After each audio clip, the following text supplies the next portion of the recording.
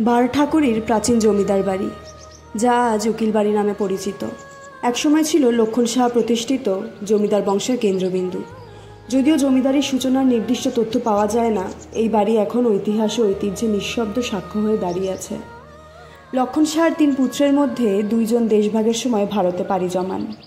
থেকে যান মেজপুত্র ও তার ছেলে বৌদ্ধনারায়ণ সাহা।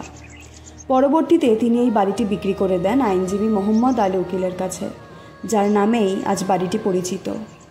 এই জমিদারি ছিল ওয়াকফ ঘোষিত, তাই ব্রিটিশ আমলেও কোনো খাজনা দিতে হয়নি। দ্বিতল ভবন, কোষ্ঠী পাথরের মেঝে, বাগানবাড়ি, শান বাঁধানো পুকুরঘাট এবং পুকুরপাড়ের মাঠ, সবই আজও অতীতের গল্প বলে।